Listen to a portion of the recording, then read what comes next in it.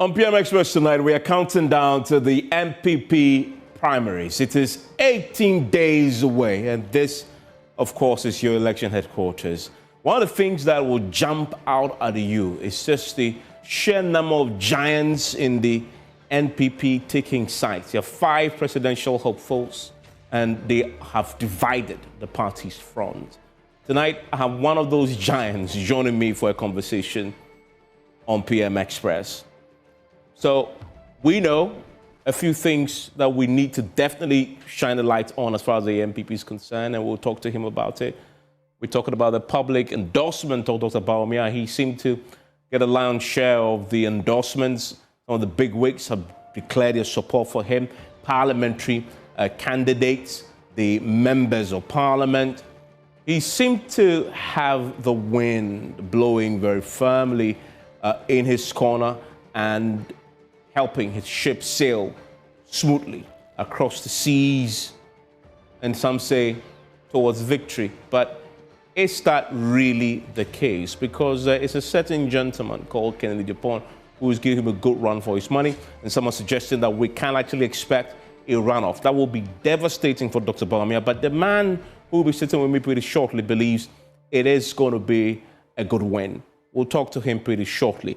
We'll look also definitely like Ken Oforiatta. He's had something to say about this last year. We'll talk about the state of the NPP minority in Parliament. There have been divisions there, again fueled by the ambitions of a few of the party's bigwigs who was vying to lead the NPP into the 2028 elections. We'll also talk about the management of the Ghana Armed Forces. Haven't mentioned that, you should guess by now who I'm talking about if you haven't seen it already.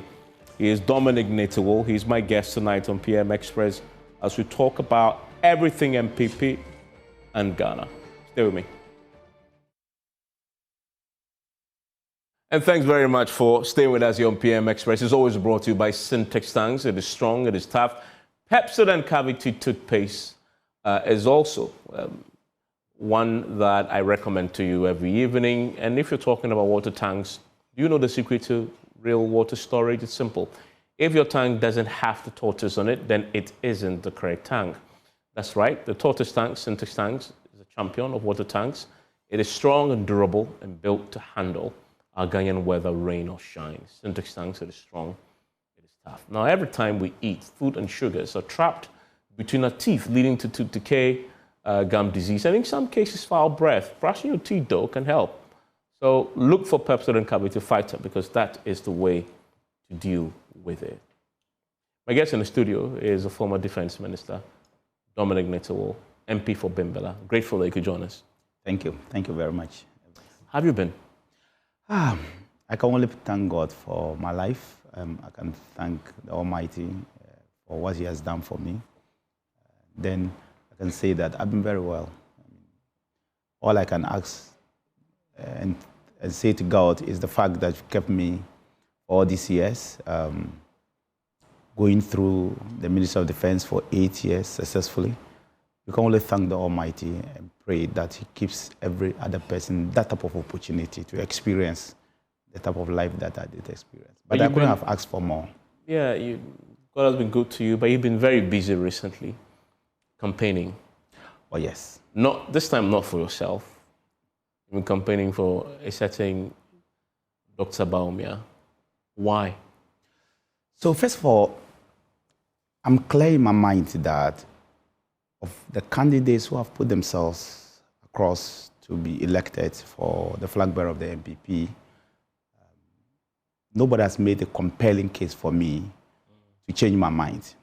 Because the last time I did support the Dr. Mahamudu Bawumia to be our candidate. Of course, we didn't win, everybody knows it. But the other 4 have not made any compelling case for me to change my mind, not at all.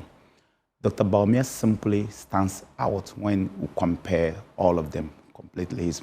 For me, he's more competent, he's more likable, he's more likely to win the elections for us, and basically that's what we are looking for in the next 3 years.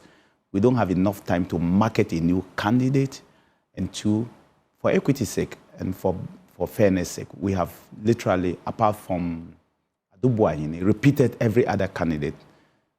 Kufuor repeated him twice before he won the elections. Kufuor repeated him 3 times before he won the elections.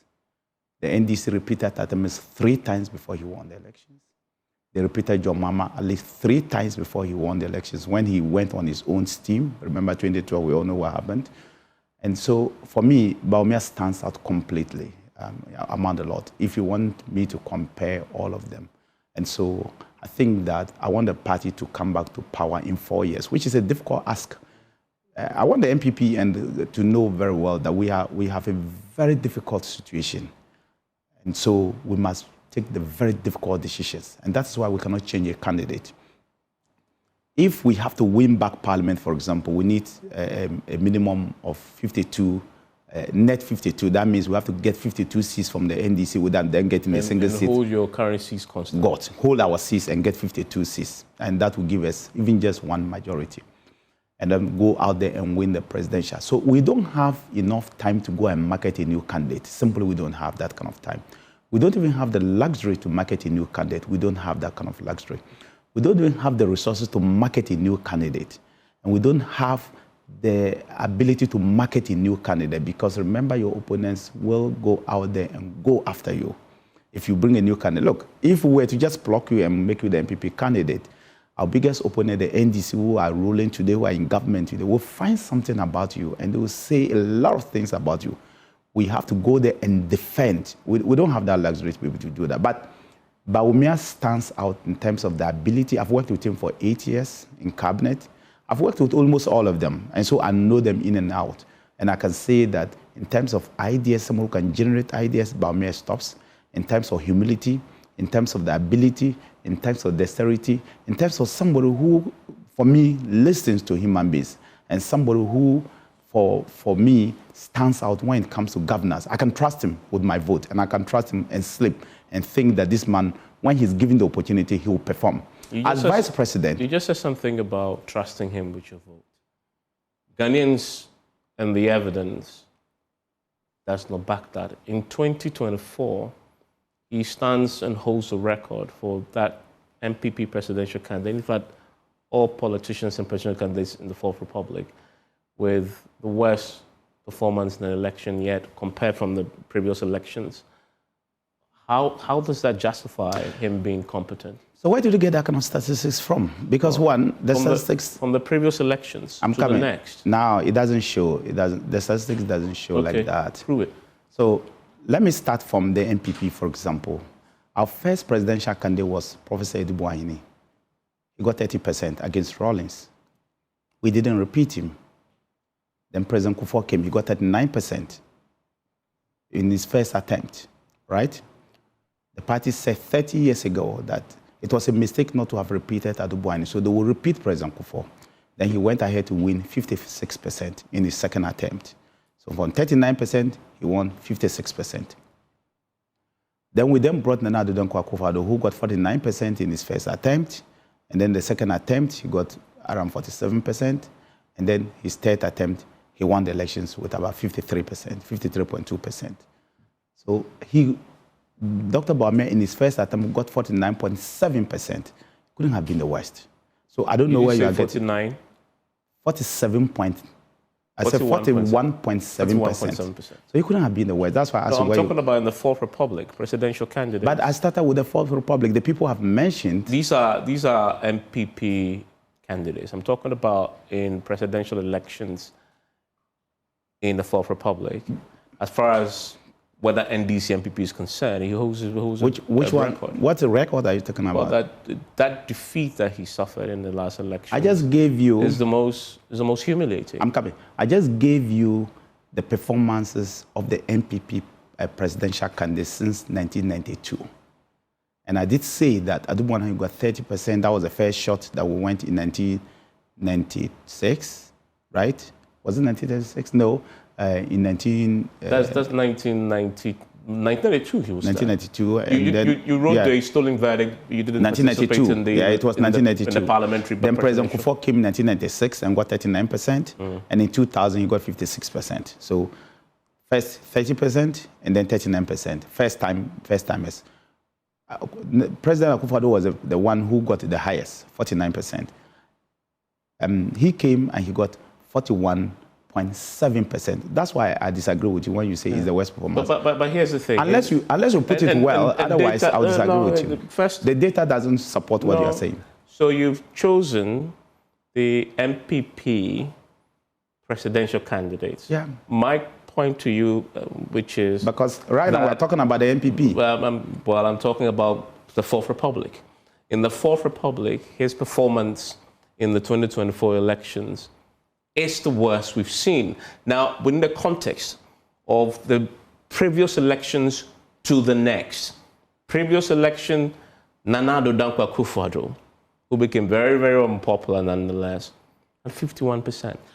In terms of the drop-off of almost 10 percentage points.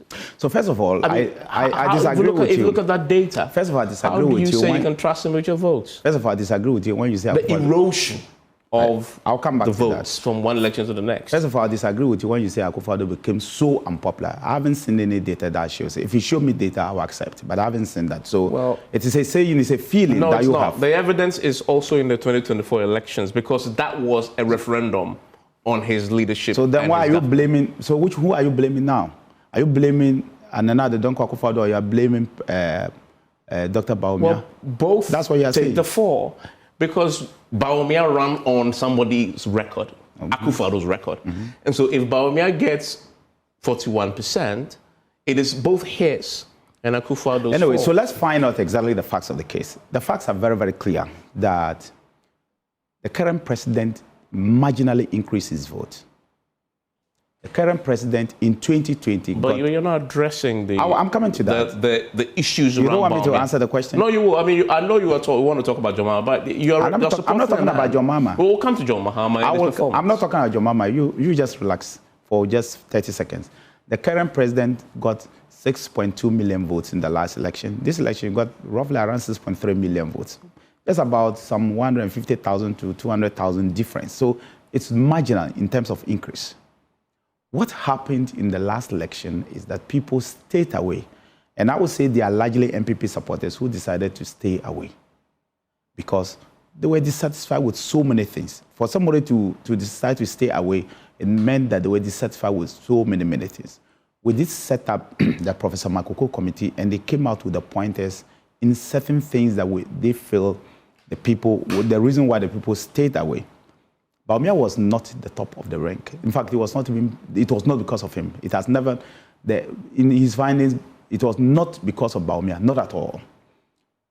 People felt that there were certain things that the government could have done better and we didn't do. People felt that there were certain things the party could have done better and we didn't do. There were certain things that we, the candidates, could have done better and we didn't do. And so they stayed away. It's as simple as that. There were about 4 or 5 things, and they stayed away. And more importantly, people also felt that during our primaries, there were certain things that were done that we should never have done during the primaries, especially in the way we were giving out things and the largesse that were going. And people felt that if you could give this to your party folks, then if you don't give me, I'm not going to vote. So they stayed away, largely. And others also felt that, well, they deserve some development that we didn't bring to them, and they stayed away. These are things that the Makoko committee found out. So it is not as if you're going to blame the presidential candidate to say, but as human beings and as a leader, the vice president took the bold step to say, look, I led the pack. The committee didn't find anything to say, I am the one, that is the people don't like me. But I take it and then I will speak to the people and tell the people that, look, when we get an opportunity, we'll do things in a different way. So that is what I'm saying to you. But I'm saying that I feel that I can trust Bawumia with my votes because I know that the man is competent. And when he's given a second chance, I'm quite clear that he will deliver. There's something that people don't see, unless that myth is broken. Ghanaians have never, apart from Rawlings, voted for somebody for the first time. Never. President Mahama voted came for Mahama for the first time. No, I'll tell you. President Mahama came on the back of Mills. Yeah, but it was his first time. Can I finish? He came on the back of Mills. And we in the NPP still think that that election was rigged, was stolen. And that's why we went to court. Otherwise, why did we go to court? And you lost. We lost. But I'm just telling you that if I come here and come and say, Mama won for the first time. I'm saying to you, if I come here and come and tell the people of Ghana, Mama won for the first time, then why did we waste the people of Ghana's time to go to court? Yeah, you lost the court too. We lost in court. I accept it. Like we said, we accept it. Both of the poor and we the don't poor agree, lost. but we accept it. I'll sit here and still tell you the same thing. We don't agree with that assertion, but we accept it because the court has ruled. When Muhammad truly went on his own steam, okay, in 2016, he lost badly. 2020, he lost. It was the third time that he came. It will be very difficult for me to make a case for a new candidate for the NPP, knowing that that is the way the people of Ghana think. They will assess you first as a presidential candidate before they give you the opportunity. It's very difficult for them to give you the opportunity, especially after that stolen election and Mohammed failed badly and they sent him home to go and learn his lessons. And they did it 3 times before he won. And so it's very risky. Since you're talking about competence, let's talk about that. He was a chair of the economic management team that inflicted unprecedented hardship on the Ghanaian people. DDEP never happened before. Pensioners completely wiped out. Middle class wiped out. I mean, middle class folks who have saved the small money they have wiped out. He was a vice president, chair of the economic management team when this happened. Where's the argument about competence that is on? Sometimes when we say these things and then it comes to another leg and we say a different thing, I wonder. Today, everybody says it tries to give the credit to the president and the finance minister. Why don't they mention the vice president's name? In the conversations that we have today. The current vice president hasn't touted himself as an economic messiah. I am just giving you, I'm coming to that. When President, the facts are different. They are not different. When President Mahama was a vice president, okay, did anybody ever mention him in the scheme of things as you are mentioning? It's different from Bawumia. Bawumia is a very unique vice president. So good. I'm coming to you. I'm coming to that. He's a unique vice president because in the time that he was vice president, he brought 33 ideas that helped you and me. That is not to say that we didn't have issues with the economy of Ghana. We did have some issues with the economy of Ghana. That's not to say that DDF didn't happen. I just told you in a private conversation that but for COVID in particular, I don't think that some of the things that you saw in 2022 especially would have happened. But of course, I'm not going to blame COVID forever. But that's a fact. Dominic Nitiwul, the NPP is still blaming COVID. Ghanaians have rejected that excuse. And you're still blaming COVID. How can you say Ghanaians have rejected that excuse? They rejected that excuse. The whole world is still blaming COVID. It's not only Ghana. They rejected that excuse in 2024. Because of the votes? Yes. Oh, no. That is the ultimate verdict. The verdict was not just about the COVID. The verdict was not only about COVID. It was not about... It was about everything that was mismanaged under your watch. So if you narrow it down to only COVID, you are wrong. Because you mentioned COVID. I mentioned it because I'm just trying to let you know that COVID... But the thing that beats me, why does the NPP still continue mentioning COVID? When Ghanaians because it's a fact. No. Ghanaians tell you, in no uncertainty, we don't buy it. I've understood you. So accept it. So where's the humility to say, look, it's our fault? Can I finish? I accept it, but the fact still remains that but for COVID, things would have not run the way they were. That is a fact. Now, politically, would it be wise to still repeat that when Ghanaians have told you we don't buy it? But the truth it actually upsets them. I understand you. I understand why do you repeat it? Can I finish? I understand you. But I will still let you know and tell you the truth that but for COVID, you see the economy of almost all the countries in the world were hit because of COVID. So that is a fact. But that's exactly what they don't want to hear. But I will say it because it is a fact. I accept that they don't want to hear it. Not all of them. I accept that some people don't want to hear it, including yourself. Of the voters don't want to hear it. I've heard it, but that's a fact. And it's for us to explain to them. It's for us to explain to them. But have you weighed the political cost of repeating it? But I'm saying that it's for us to explain to them. It's for us to let them know. But you tried. But I never said that we are going to blame only COVID you said forever. But for COVID. It's a fact. But it's a fact. But for COVID, things wouldn't have run the way they are. Trust me. But for COVID, it baffles me because it's a line that lost you the election, and in 2026 we're still repeating. But you know why? Look at 2020, 2017, 2018, and 2019, the performance of the economy in the first 3 years. We've heard that argument. Listen, so let me finish. And then we came to 2020, we had COVID, and things started moving out of the way. It is a fact. But the fact of the matter is that some people, some Ghanaians, will not want to hear that because they think it's an excuse. I understand them. I understand them perfectly. And I will not want to push that argument down their throat for them to accept it and for them. But I also have the right to state that fact.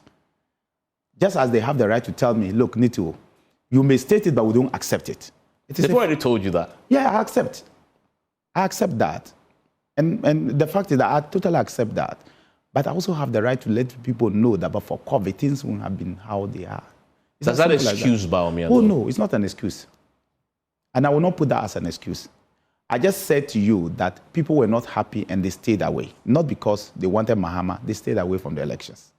And I say to you that if I look at the candidates that we have today, nobody has made a compelling case for me to change my mind. I also just said that in terms of experience, in terms of performance, in terms of my credibility, in terms of humbleness, I will go for Bawumia any day. You just mentioned humility there. So let me ask you, define for me then, what was Bawumia's precise role in the catastrophe that we saw economically before you lost elections? The Constitution of Ghana gives the role of a vice president very, very clearly. Okay? Now, for the election purposes, that's the question you asked. For the election purposes, he was the candidate of the NPP.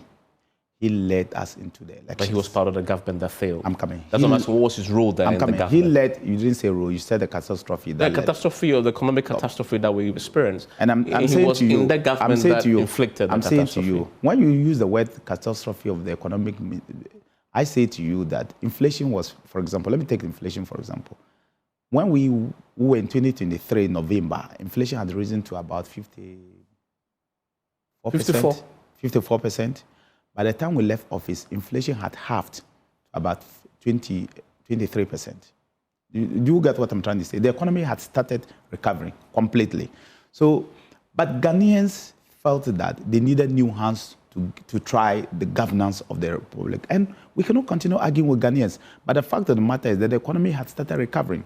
Then Bawumia had then brought this revolutionary idea of trying to use gold to stabilize our currency, because the biggest problem we had always faced was the ability to get forex, especially for fuel, because we were spending close to $500 million every month to bring in fuel, and we needed that. So he brought this revolutionary idea of gold for oil, and today this government has at least refined it in a different way, gold for reserve and gold for this, and then we are seeing some dividends, and the city is stabilizing. I just hope that we can continue with it, because it will be for the benefit of all nations. For all these years after independence, nobody thought that this was possible until he came and brought up this idea. So I'm saying to you that the economy had started seeing signs of recovery, but Ghanaians still said, no, we needed somebody else. So don't... Why? Why did they choose somebody else? Why did they choose John Mahama instead of him? So as I said to you, people stayed away. Let me go back to what I said before. I said people stayed So they chose... to stay away. So you're saying... Especially people supporters. So they chose, exactly. So your supporters chose... to stay away. Not to vote for Bawumia. They chose not to... In other words, faced with the choice of voting for Bawumia and staying away, no, they chose to stay away. So listen to me. That's a very damning verdict on Bawumia. It's not. You see, given a choice between staying away and voting for Bawumia, they chose to stay away. So let me tell you something. Do you know why we lost so many members of parliament? It's because people stayed away. Yeah, but you are repeating the point. I'm repeating the point for you to understand. Bawumia's face was on the ballot. No. And these NPP supporters, given that choice, they saw Bawumia's face and said, I'd rather stay away. You see, let me tell you something.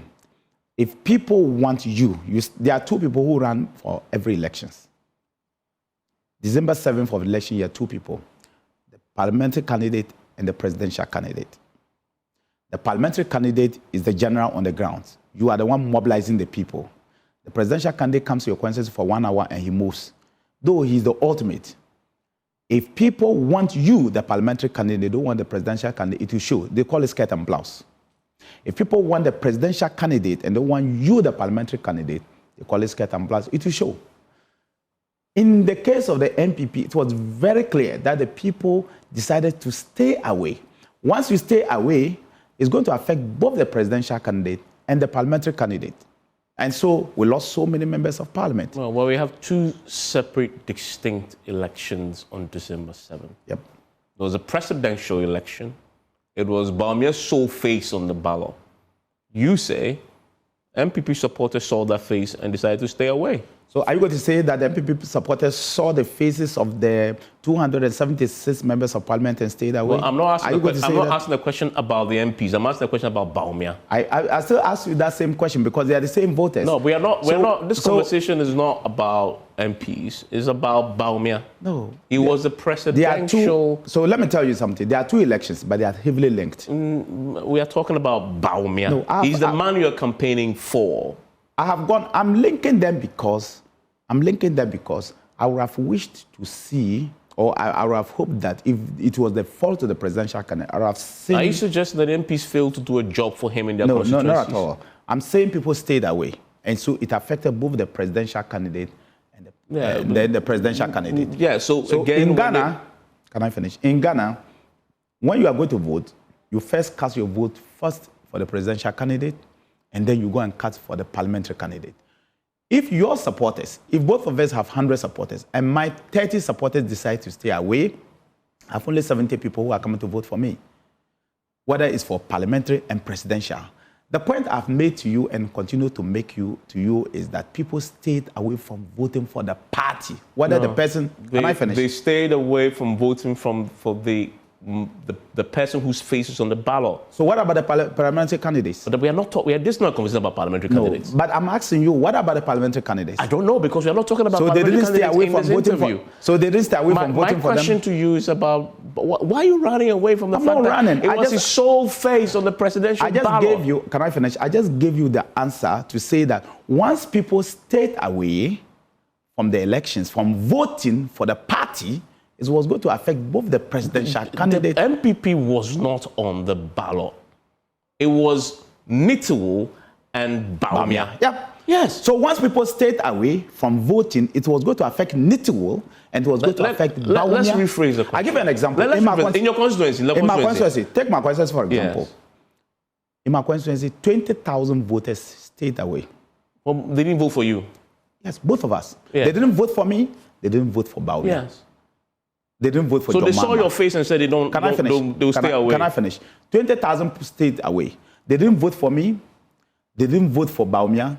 They didn't vote for the NDC presidential candidate. They didn't vote for the... So you assume they are your supporters? I'm saying that. I'm just giving you the array of people who they stayed away from voting. They didn't vote for John Mahama.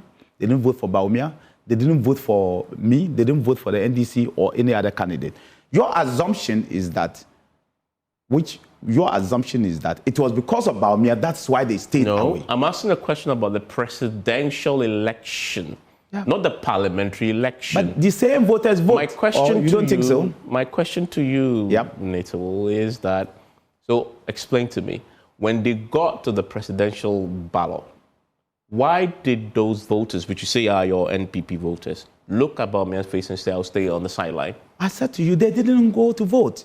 Yes. If they got to the ballot, if, as you use the word, they got to the ballot, if they truly got to the ballot, would have seen that they would have voted for the parliamentary candidate and leave the presidential candidate. Then in that case, everybody would have blamed the presidential candidate that you are the one people don't like. But that's the point, right? So you're saying your voters... Let's just stay that way. Your voters, knowing that Bawumia is on the ballot, knowing that I'm asking a question about presidential elections.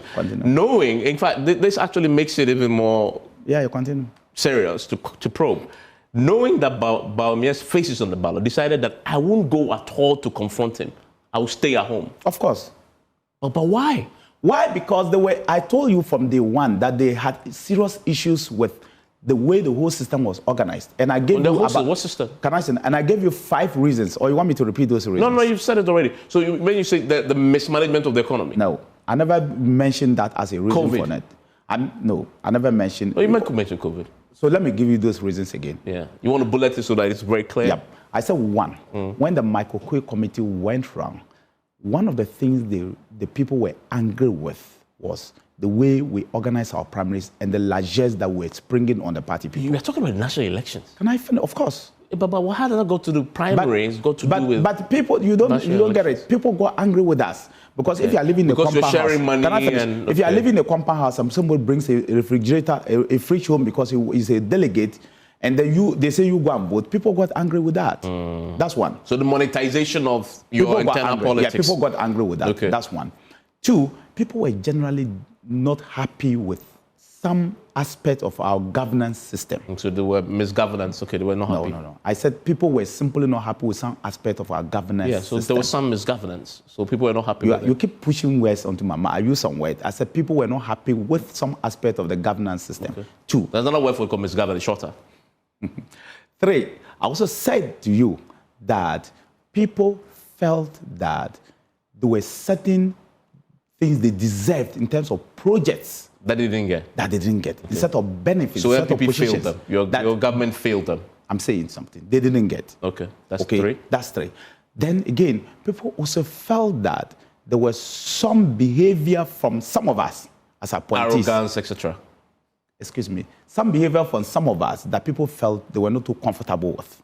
And they felt that... What behavior? If you don't disagree with the arrogance... We can go into each and every one of those items, but I'm just itemizing them. So behavior. Good. And so that makes people also felt that. Then they said... So they stayed away. And the fifth one is that especially the economic decisions that we took, in some of the economic decisions that we took, like you mentioned the DDF and like those kind of things. And all that. DDP and those things. Some people felt deeply hurt. So bottom line, it's not Bawumia's fault? I never said that. But can I ask the question? Can I finish? So I'm is it saying Bawumia's that fault then? when the committee went round, they did not say that, people didn't like the presidential candidate. They never said that. So it's not Bawumia's fault that you lost? I'm saying that they never said that. No, but I'm asking a different question. So you cannot say that, well, it's the fault of the presidential candidate. Okay, so answer your question. No, not at all. It's not Bawumia's fault? It's not Bawumia's fault? It's not. Any other person would have lost the same way. Whose fault is it? It's all of us. Okay, good. So, but all of us had a leader. Of course. So that's why the leader took... No, but there was a precedent at the time. Yep. And Bawumia made a very clear point when he delivered that famous speech that you have to give him the steer because he's not the one behind it. There was only one person behind it at the time. It was Nana Dankwa Akufo-Addo. The question to you is Dr. Bawumia a victim of Akufo-Addo's misgovernance? I think that it would be a very wrong premise for me to sit down here and say that, oh yes, Dr. Bawumia is a victim of Akufo-Addo's misgovernance. No, not at all. I think that it would be unfair to Akufo-Addo, it would be unfair to Bawumia, and it would be unfair to the NPP. Not at all. It's like, so I would say that this plethora of issues that the people raise, Bawumia was a victim of all these things put together. Yeah. Not just Bawumia, his parliamentary candidates were also victims of these 5 or 6 or 7. In fact, there were about 10 issues that the people complained and said these were the reasons why we didn't vote. We were all victims of that. I lost these 20,000 votes because I was a victim of all this. Those who lost that could have won, especially traditional seats that were lost, they were all victims of it. And the presidential candidate was also a victim of all these things. But for me to sit down and say, oh, it is Akufo-Addo's fault only, it's wrong. It's terribly wrong on my part to say that. Because what role then, the same question that I asked about Bawumia, what role did Akufo-Addo play in Bawumia's defeat? What role did Akufo-Addo play in Bawumia's defeat? Because he was the president at the time, he was behind the wheel. So like I said to you, all of us played a role. No, but I'll give you an example. So you asked me a question, let me answer. Akufo-Addo was the president, he was the executive, and he assigned these rules for us to support. I had to do my work in defense. And then I had other people working there. We had CEOs all working, and everybody all working. These 5 or 6 things I've mentioned, anybody who played a role in the people getting angry about all the reasons the Makokwe committee found, we're all part of the issues. We're all part of the blame. And we are all taking responsibility for it. Though Bawumia has taken ultimate responsibility, that as a presidential candidate, he will take the ultimate responsibility. That's why he apologized on behalf of the party, publicly. Not once, not twice, severally to the people. He took ultimate responsibility. But anyone who played a role that made the people to stay away, clearly they didn't like NDC, but they stayed away, we're all part of the issues, including myself. and I'm not going to run away from it. Yeah, I was an appointee, and I cannot say I was an angel and everybody else was good except me. No, not at all. My question specifically. So your question is about the president. So I mentioned that the man behind the wheel. What role did he play? And I'm saying that he was a president, and he appointed all of us. So all of us together played the role. And my question was not about all of you together. Ultimate responsibility resides in the leader. But he was a leader at the time. My question is, what role did he as a leader play? But that's why I just mentioned to you that in all this, he assigned us to all So the he was positions. ultimately responsible for your defeat? Can I finish? No. He assigned it to all the things because the committee never identified that it was Akufo-Addo who caused our defeat.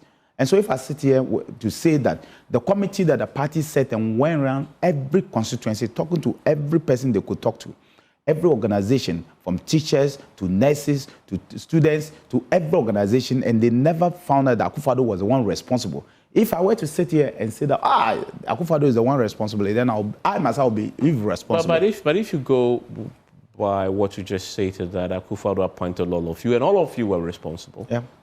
The principle of ultimate responsibility then says he's responsible. That's what you because think. He appointed all of them. No. But like I said, it's a principle of ultimate responsibility. The person who ran the elections. Defense minister. Is a defense minister, which you were at the time. Yeah. If something happens in your ministry, you are ultimately responsible for it, like regardless of who took the decision. So because it's yours. No, but that's why. And he's the commander-in-chief. Listen to me. It's a perfect analogy. You see, he's a commander-in-chief. If something happens, he takes, and you say the ship crashed under his watch. Listen to me. That's why. It's not Bawumia's fault. You won't say that. No. It is not. But that's why I said fault. that. It's all of your fault. No, I said a candidate took us to an election and we didn't win. That candidate has taken the ultimate responsibility. Okay, so Bawumia takes ultimate responsibility. So it will be very difficult for me to come and say Akufo-Addo also take ultimate responsibility. Okay, so Bawumia takes ultimate responsibility. He did. And that's why he apologized so for us. That then is the question that I guess has been asked Bawumia many times. So if he takes ultimate responsibility for the defeat, why does a loser then want to be given a second chance? So because we went round to find out why we lost, it was not pointed to him, and because he being a gentleman, taking the ultimate responsibility as a leader, he has no chance to run again. He's the best person to run because he's been assessed more than everybody. And in the assessment of Bawumia over the 20 years that he's been in public life, at the top of public life, he's never been found to be corrupt. It has been suggested.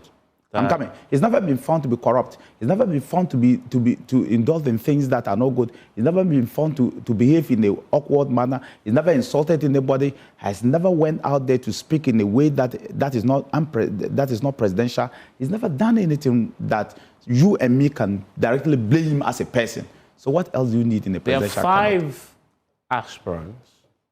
So which of them have been found to be corrupt and has been found to be insulting people? So first of all, I don't want to discuss any other aspirant because no, I'm not asking you to discuss them. I'm just saying, you say he's never been. This is a contest. Yep. So Bawumia is not running alone. He's running with other people. Bawumia's ability to shine must be seen in contrast to the rest of the field. In fact, everything you've said today to show me why he is the best. Yeah. But you can only do that because you're comparing him. It's a comparative analysis. Mm-hmm. So I'm saying to you, once you've said that he's never been corrupt, there must have been the 4 others. So because I said Bawumia is not corrupt, you think that I'm saying somebody else is corrupt? No, I'm just asking you. I am assessing Bawumia and I'm saying to you the Bawumia is not corrupt. It's comparative. It's someone. I never said that because Bawumia is. I said he's not corrupt. Then I mean somebody else is corrupt. No, I never said that. But I'm just saying to you that I'm here to assess Bawumia because I support him, and I say to you that Bawumia is not corrupt. Bawumia is intelligent. Bawumia is well mannered. Bawumia cares about people. Whether those people, the other 4, have those qualities or not, I don't want to talk about it. But the accusation is that those of you who support Bawumia are really genuinely scared about Kennedy Ejipon, and that he has really excited your base. He stood for the first time in 2023 and gave Bawumia a run for his money. For somebody who has been on the ticket since 2008. And for Kennedy Ejipon to just pop up first time and get more than 30%. Many look at that to say, you guys are quickening your boats because he gets a second chance now to knock you off your perch. So how scared are you of him? So you should also know that since 96, every candidate who was second always got about 30-something%. All right? You check.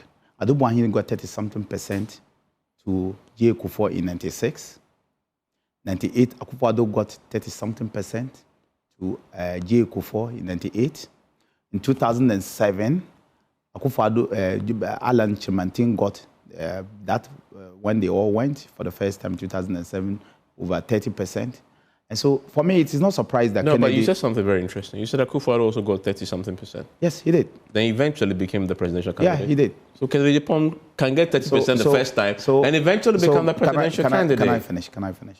I'm saying to you that for the NPP, the record is that any time that we are having to contest president, the second person is always getting around 30-something%. Just around 30-something%. It's been standard. In 96, Adubwahini who was second to J. Kufuor got 30-something%. In 98, Akufo-Addo got 30-something%. We came to government, Akufo-Addo behaved well. People felt that, look, this was a good candidate, including myself. And in 2007, we went for him. Alan got 30-something%. Kennedy also got 30-something%. So it's as simple as that. At every election, you are being assessed. And I can tell you, in this election, Bawumia is going to win. That I can tell you for a fact, that in this election, Bawumia is going to win. Just like Akufo-Addo won for a second time in 2010, and then for a third time in 2014, Bawumia is going to win. That is not to take away anything from another candidate, whether it's Ken or Brian or Edichum or Kwabena Agyapong. It's not to take anything away from that candidate. All I can say is that Bawumia has been marketed enough. We don't have time to market a new candidate. Bawumia has shown that he's very competent. He's not corrupt. There's nothing to find about Bawumia any longer. Whatever the NDC want to say, they have said it already. The assessment Ghanaians have done it already. We don't have the time to change all the billboards and change every other thing. He's the one that has given us a clear vision as to what he wants, and the people of Ghana have bought into it. Okay? And the rule of thumb has always been that Ghanaians have never voted for a first-timer. Bawumia is going to only be the candidate who will be the first-timer. The second-timer, all other candidates on the ballot in especially the major candidates, especially with the NDC, Bawumia will only be the second-timer. We cannot risk to have our own candidate being a first-timer. We can't. As an NPP, when you can get somebody who is a second-timer and the person will win you the elections, we cannot risk. And the difficulty for NPP is that we should never lose 2028 because it will be disastrous for us. Who is Bawumia's biggest threat in this race? Bawumia is not looking at anybody as a threat. Bawumia is looking to the NPP supporters to give him that mandate. And we believe that he will win. He's not targeting an individual. That is not. That's not our campaign. It's coming up against four others. Yeah. That's not everybody. Which of these four? Listen, they are all strong in their various areas. The biggest challenge. Trust me, they are all strong in their various areas. Ken has his own following. Brian has his following. Agyapong has his following. Edichum has his following. They all have their own strength.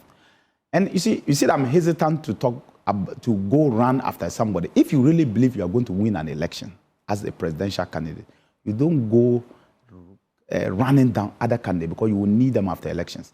If you see a candidate running down other candidates, that candidate does not believe you will win. He or she will win. Because if you believe like that, you will not run. If I'm contesting with you, I'm running you down. After election, how am I going to get you back? So you, the candidate yourself, should never, maybe some of your supporters can do it, but you, the candidate yourself, should never, that's a piece of advice, should never run down another candidate. If you really believe you will be the candidate, how are you going to get that candidate and supporters to come on board? So if you look at the way Bawumia is going about his campaign, he never talks about other candidates. He puts his points out there. He focuses on his campaign. He tells the delegates his message. He tells the people of Ghana his vision. And we think that we have said enough to let the NPP people realize that the candidate that the people of Ghana are looking for is Bawumia. But they are stalwarts, very respected, and some of them in this particular case I'm about to quote. a national hero, a national icon, Professor Frimpong-Boateng, who had actually said just recently that the 2023 presidential primary was rigged in favor of Dr. Bawumia. And this is Frimpong-Boateng talking here. If indeed that happened, Bawumia actually became a presidential candidate of your party, not based on merit, but because the system simply decided to rig for him. So because Professor Frimpong-Boateng said that it is rigged, you believe that it is rigged? It's a question I'm asking you. I'm coming. Would I give him? Can I finish? Would I give him? Then you don't ask me that question because he never gave any facts. I can just say that the last election, 2024, was rigged for Mahama. I should give some proof. In fact, you have actually said that in 2012. But we were in court. We went to court and we all saw it. That's why I'm saying you that. lost. You remember?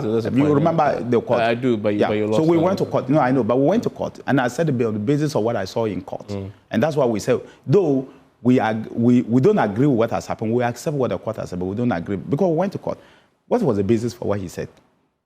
I respect him as a surgeon, as one of the best doctors that we have found.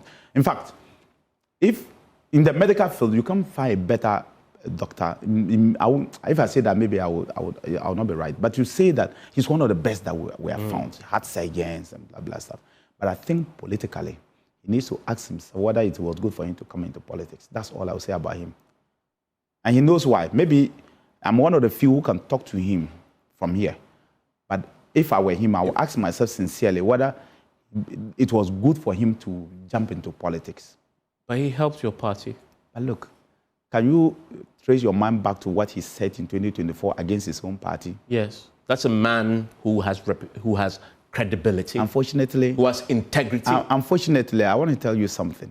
When you are in your house and you always go and run down your house, you come back and meet no house. So when you are in your house and there's something criminal happening, you saying... Can I finish? It takes a man of integrity... Can I finish? ...to actually be in his house and so point to the wrongs I am saying that when you are in your house and all you do is to run down your house falsely, as in this case, always falsely, you will come back and meet no house because nobody will respect that house.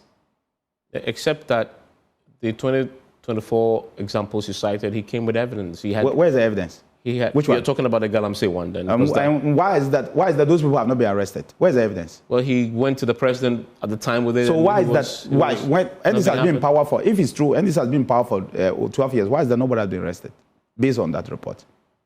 Where's the evidence? Well, why? Because he just Attorney mentioned General on his may not office have decided to pursue it. Why? You think that he shouldn't be sitting there as the Attorney General? He should not be sitting there as the Attorney General. If you believe people have committed crime, and you have evidence against them, you think that those people should be walking free? There's no evidence. Look, I don't want to analyze Frimpong-Boateng because I don't think that it's right for me to sit here. The party has taken the decision, we all have our day at NEC, National Executive Council. To expel him?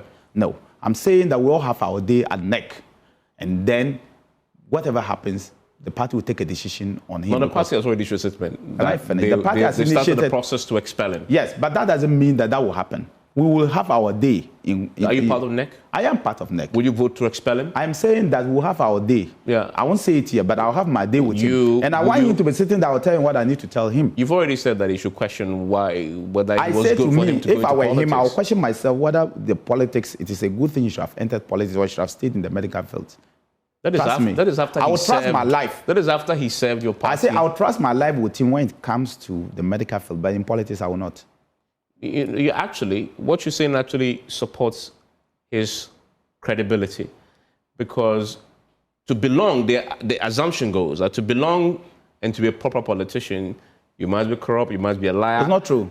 But that's the perception. I'm not corrupt. That's the perception. I'm not a liar, but I'm a politician and a good one at that. Anytime somebody challenges that view, listen to me. I'll put to you that I'm not corrupt. Can I finish? I'll put to you that I'm not corrupt. I'll put to you that I have been in politics for 24 years today. I may be looking young, but I've been in politics at the top of politics for... I think you went to Parliament in 25 years, correct? I went to Parliament 24 years. 24 years. And I've been in politics for 24 years today. I'm heading towards 25 years. 2002 till now. Okay? I was sworn in on the 14th of May 2002. all right, till now. Nobody has accused me of corruption. I've held some of the most sensitive positions that Ghana we can get, from deputy leader of the party to defense minister. Okay, I held deputy leader for 4 years, defense minister for 8 years, and cumulatively for 12 years. Nobody has accused me for corruption, but I'm a top politician. Nobody has said I'm a liar, but I'm a top politician. So when you say that you must be a liar, you must be corrupt, it is not true. There are very decent people who are politicians. Just like every other field, there are bad nuts and there are good nuts. So I disagree vehemently with you when you say that. All I say to you is that Professor Frimpong-Boateng is one of the best medical surgeons that we can find. But I will ask him to question himself whether his venture into politics is a good thing for him. That's all I said to you. I've not analyzed him yet. I won't do that. I will do one day, but not now. Because I want to, you know why? I want to meet him, actually, and have a chat with him before I will do that publicly. But I think that some of the things he said with that evidence will come back to bite him one day, including what he said just 2 days ago. If I were him, the allegations he said and all the allegations, no fact. Professor Michael K. Eronekwe, the former speaker, was the head of the Election Management Committee. Is he accusing Professor Michael K. of rigging election for Dr. Bawumia? Is that what he's saying? I said, no. It's unfortunate. Not at all. If you want, I'll mention the names of the eminent Ghanaians who were members of the Election Management Committee. And for you to accuse them that they rigged an election for somebody, come on, I don't think so. And the presidential candidates, Alan, Ken, all of them, none of them formally said that they rigged the election for him and they kept quiet. Then what's the basis for recontesting the elections? If you went to an election and there's 2 elections and you couldn't fight for your own cause, then you come back and say you are contesting. I just think that it's regrettable what he said. I don't want to analyze him, but it's very regrettable what he said. If I were him, I would say these things, especially at his age. I wouldn't do that. You are a member of Parliament for Bimbilla.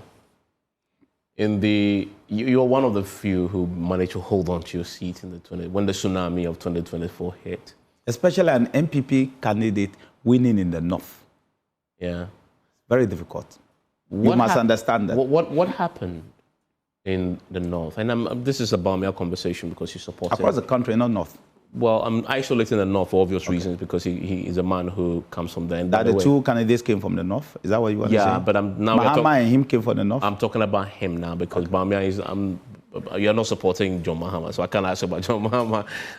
So what happened? The man who comes from a part of the country he's very proud of, whose ability to sway votes there for the NPP indeed was proven. And since you jumped on the ticket in 2008, you've seen astronomical rise in your fortunes there. All of a sudden, when he himself now gets onto the ballot, had a significant crash. Well, what happened? So, as I said, once NPP supporters decided to stay away, it affected all aspects of the country. One of the places where actually the effect was low was in the north, because the entire north, the effect was around 9%. In some regions, it was 45%. Some regions as high as 30%. You were the coordinator? Yeah, no. The greatest was, I was a coordinator. Yeah. The north was 9%. Okay, if you look at the northern side, it was just 9%. Some places was 45%. I know a region like Greater Accra was 45%. I'm talking of the swing votes, the swing in people not coming out, as compared to 2020. It was 45%. The north was 9%. In fact, if you go to Bawumia's regions, one of the only regions that went up in votes. All right? Where every place we're losing is one of the regions that went up. People think the north, everybody, because you are from the north, then everything about the north is the same. It's not the same. Bawumia and myself, we don't come from the same region. I come from northern region. Bawumia comes from northeast region. Even though northern region, Savannah region, and northeast region used to be the same region, today they are different regions. We might come from the north, but we are totally different. All right? So people just mistakenly think that you can lump all northerners together. We are different. We are different tribes. We have different religions. We have different ethnicities. We are different regions. just like in the south here. So you cannot lump the entire southern zone and say it's all the same. Well, somebody comes from the south, so it is the south. That's not right. And that is not fair. And that's not good. Bawumia is from Northeast. The Northeast went up. The votes didn't come down. And he won Northeast. It's a significant margin. The votes actually went up. And this, in the next election, it will even be more. And like I said, if you compare 2020 to 2024, the fall in North was 9%. Greater Accra was about 45%. Ashanti was, I think, 30-something%. There were some 20%. But the North was the least, 9%. And so let nobody say that, well, what's the Bawumia didn't bring anybody. Also should judge him for the fact that Mahama was from the North as well. That is not to say that if you are from the North, they should vote for you. That's not what I'm saying. But I'm just saying to you that Mahama was also from the North. And this man had gone twice. And the third time he was going, with all the sympathies he had and every other thing. Let's be fair to Bawumia. Let's be fair to everybody else. Have you contemplated the second round in your primary? In every election, there are all scenarios that we contemplate. And we have done all the scenarios. We are going to win first round anyway, but we have done all the scenarios for second round for everything. We've done it. There's no election that you go and say, well, it's either me or then you do. Then you are not a Democrat. If you read a Global Info Analytics report, it suggests that it is Ken who pushes you into runoff. But there's a significant chunk of people who are undisclosed or undecided.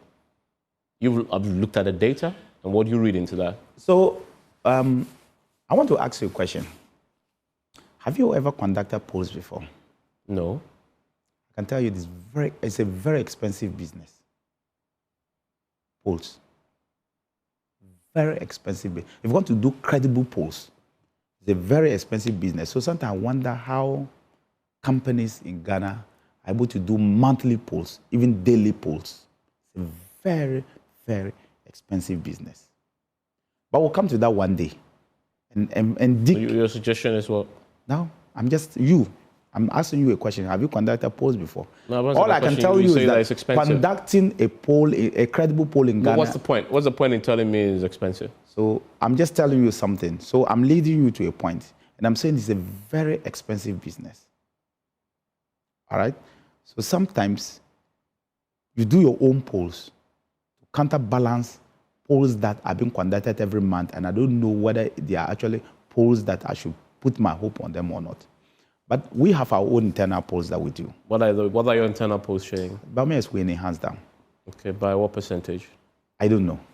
And I don't want to say it for now. But you have a poll, internal polls. Because the polls come. But Bawumia has never fallen below 55% in our own internal polls. Never. Okay.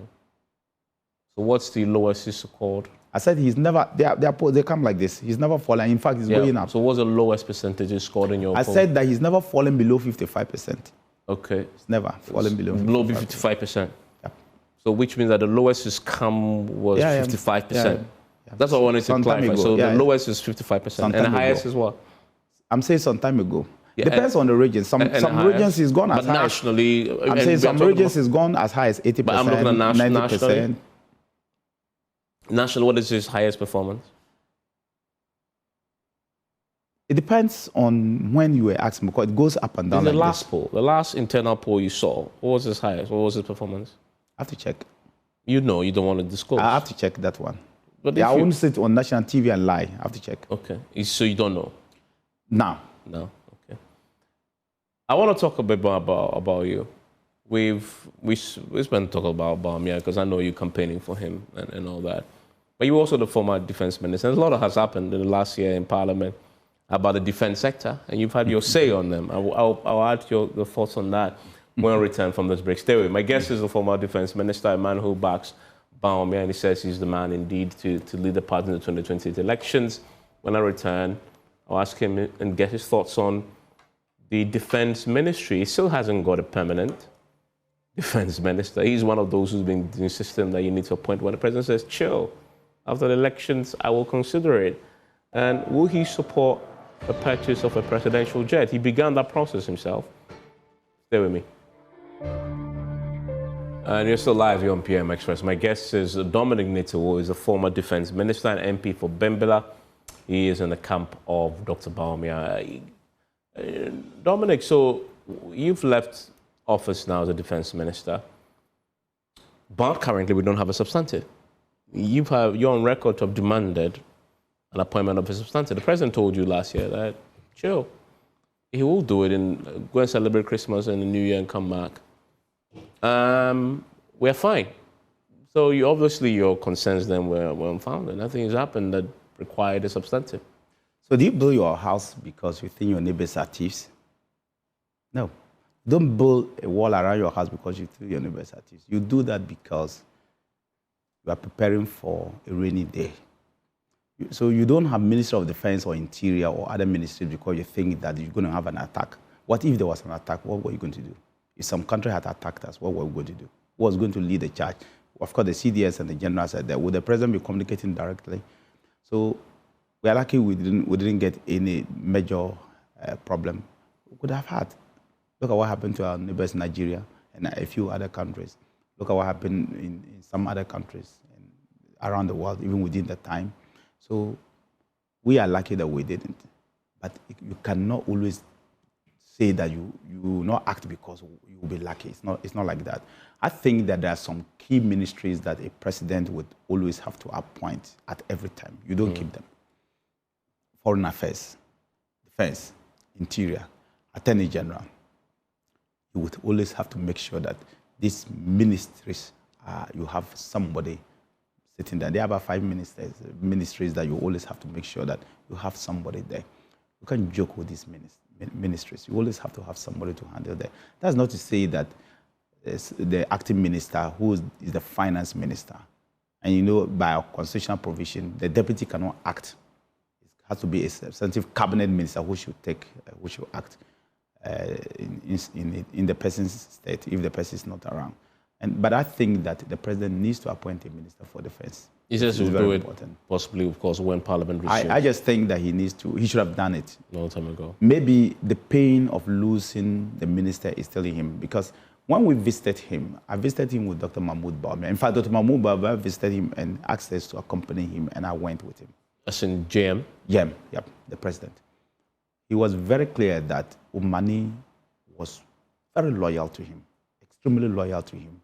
He was his everything, and that he stood by him through thick and thin. That's what he said. And that he thinks that this is his personal loss. So I'm clear in my mind that the president was deeply hurt by the loss of the late minister. Deeply, deeply, deeply hurt. That may have influenced him not to go in and appoint somebody. But sometimes you are chosen as a president to take the difficult decisions. You might never get always to take the softer decisions. Sometimes you have to take the more difficult decisions, including firing your bosom friend. In fact, firing your own brother if he's not performing. In fact, firing your twin brother if your twin brother is not performing. You have to do that. And so I think that the president should have gone ahead to get the Minister for Defense. But that his choice. You can force him. He says, I'm not going to do it. I will do it in the year when Parliament resumes. He didn't say Parliament. He says he will do it this year. Yeah. So let's just wait and see. Talking about Mahamudu Bawumia, there's a disclosure he made before he passed that, now that I have you, I need to ask you. It says that, quote, we have kept our nation safe and stable, notwithstanding the irregular transfer of thousands of rounds of military ammunition in 2024 from the Ghana Armed Forces to the National Security Outfit, ammunitions which have since not been accounted for. What do you know about this? So first of all, the workings of national security and the Ministry of Defense are national security issues, right? They are national security issues. There are many times that I have to follow national security for several things, including the ability to mobilize very quickly and get my soldiers onto the field, get the soldiers onto the field. And so if he had stayed there a little longer, he would have realized that the workings are beyond what he looks at, the way he was thinking at the beginning.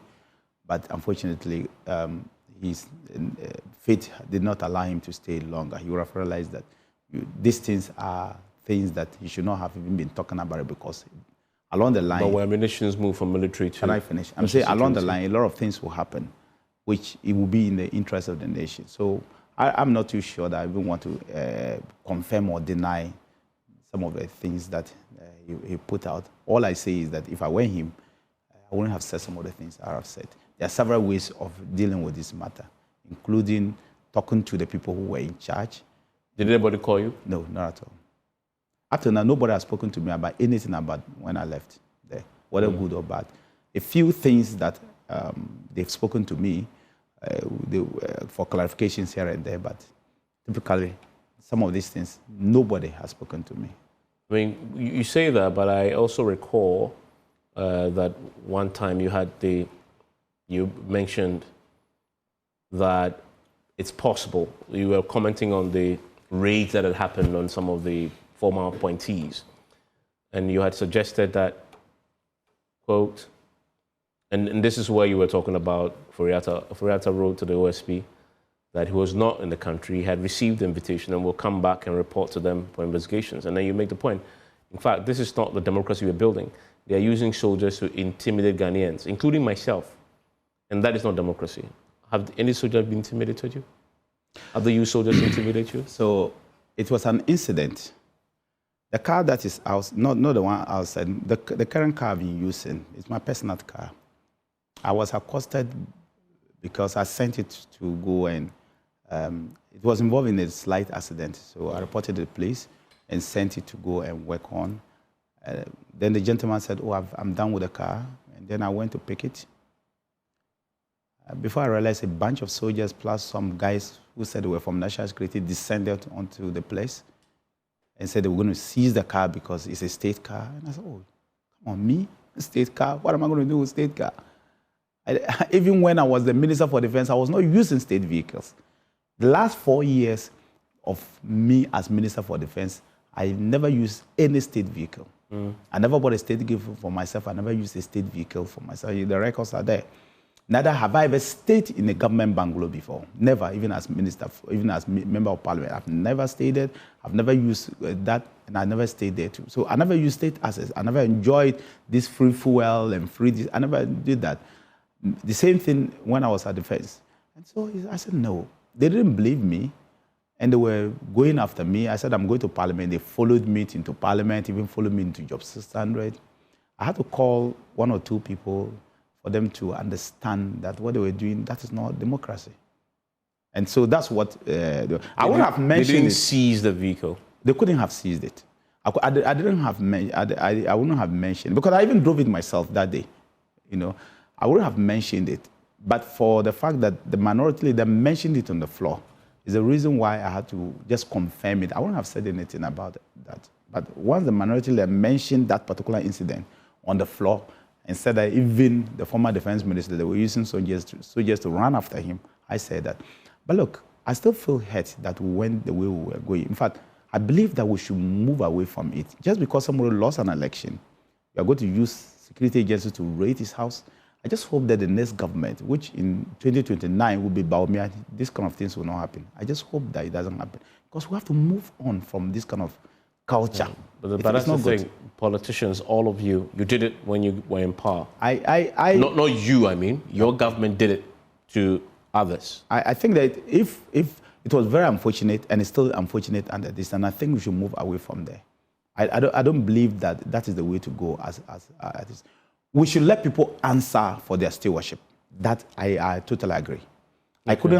I cannot be Minister for Defense for 8 years and think that if I've done something wrong, I should not answer for my stewardship. But if you believe that, why then aren't you asking of Furiata to come back?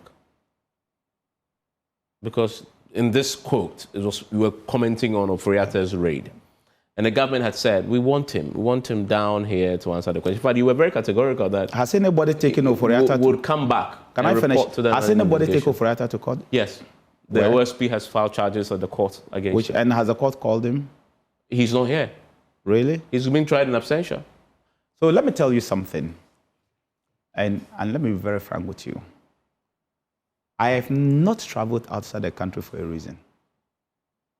Since we left office, I said I will not travel outside the country until the 7th of January 2026.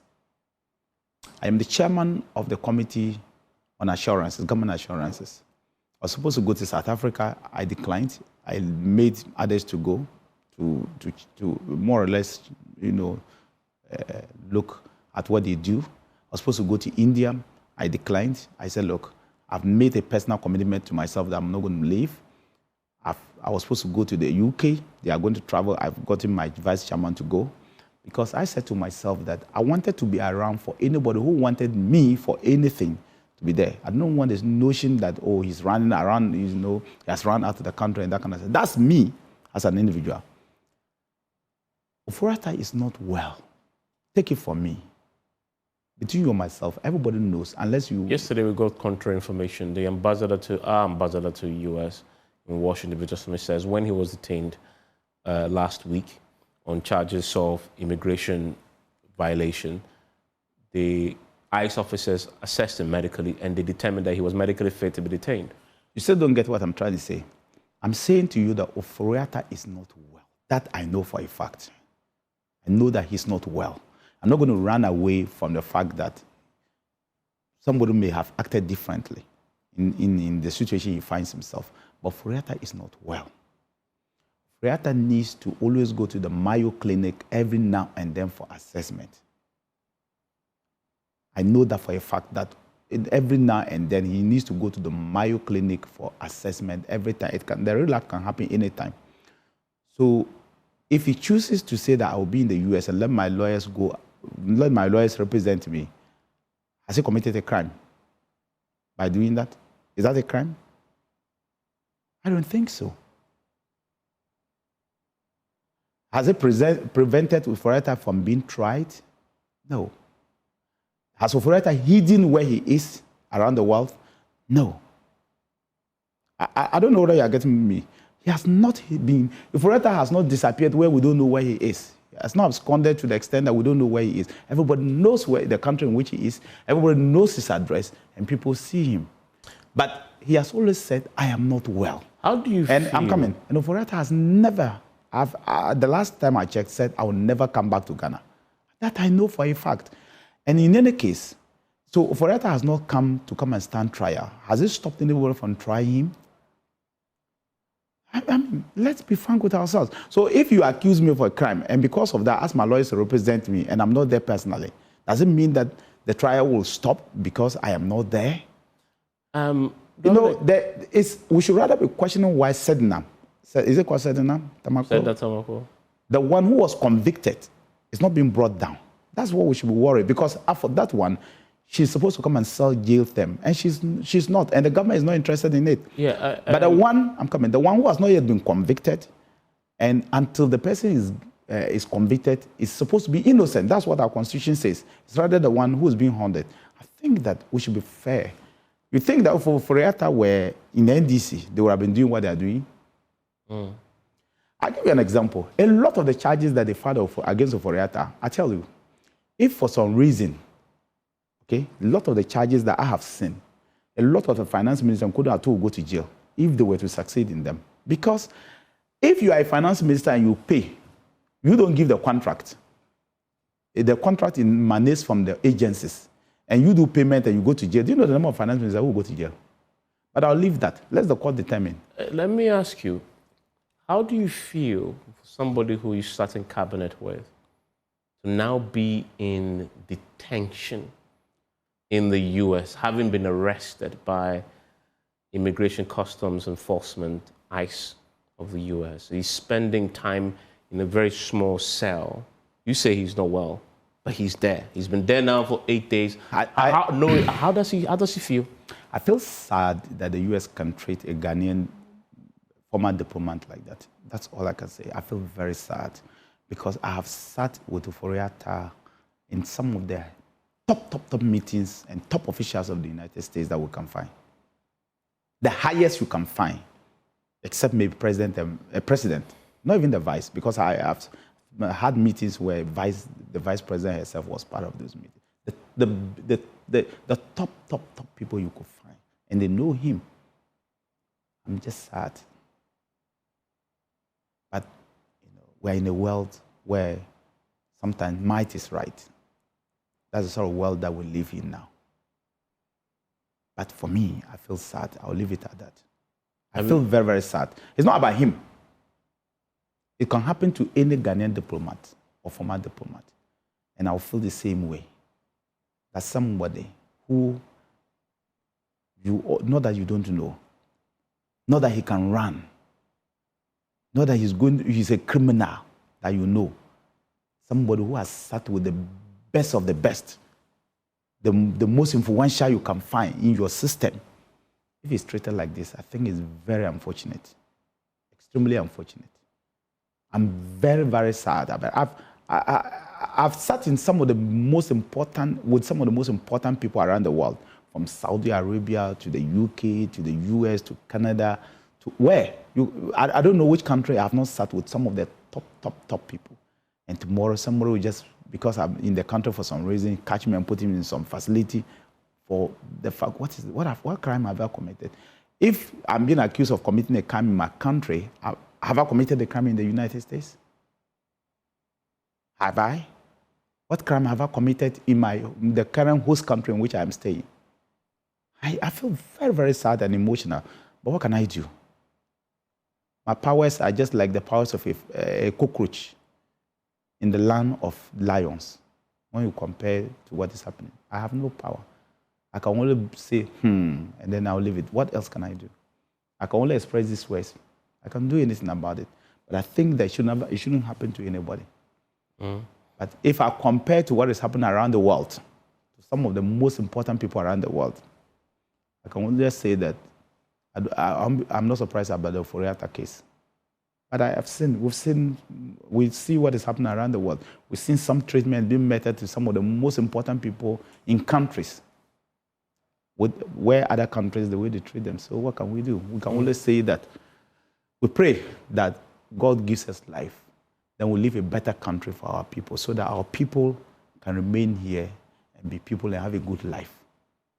That's my motivation. That some of the things that are happening, it should spare all of us as politicians and future politicians to build a better country for ourselves so that we don't have to go any other place. That is the motivation I use. Some of these things, for me, serve as a motivation for me that, hey, go out there and build a country for yourself.